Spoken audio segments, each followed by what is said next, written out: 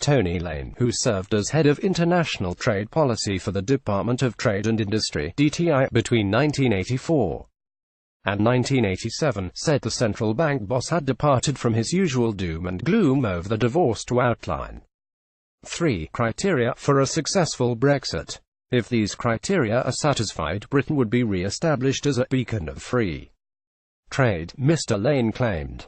Addressing city figures at Frobisher Hall in London earlier this month, Bank of England Governor Mr Carney said Brexit will be an acid test for world trade which could pave the way for a more inclusive and resilient global economy. He said the decision to leave the EU could provide the catalyst for a new global order, but he also warned the fallout from Brexit could prompt countries to become more protectionist, which he said would hit growth and prosperity around the world.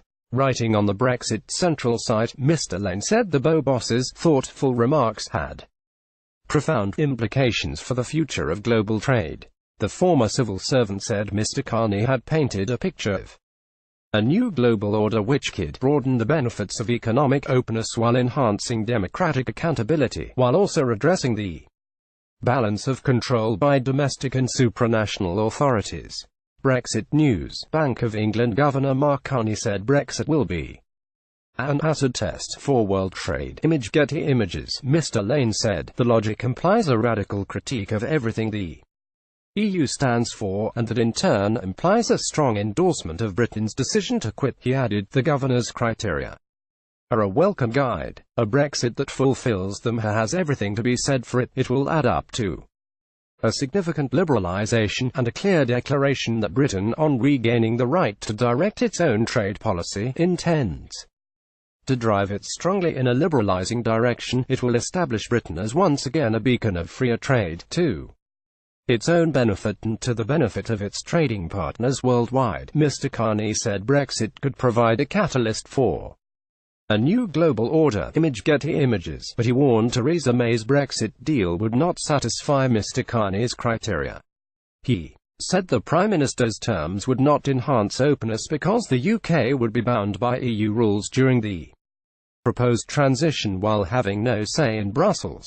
And he claimed Britain's poorest consumers would remain captive to high European prices for food and household supplies. Mr Lane insisted the only way to realise greater openness and accountability was through Brexit.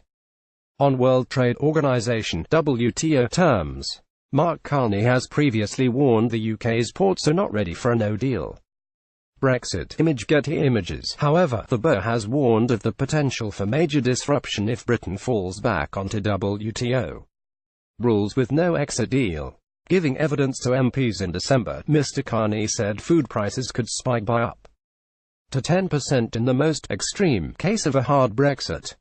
He also warned Britain's ports are not ready to deal with the automatic tariffs and customs checks which would be required under WTO rules. And just this week, official report to Mrs May's cabinet painted a grim picture of a no-deal Brexit, predicting the UK's economy could be 9% weaker over the next 15 years.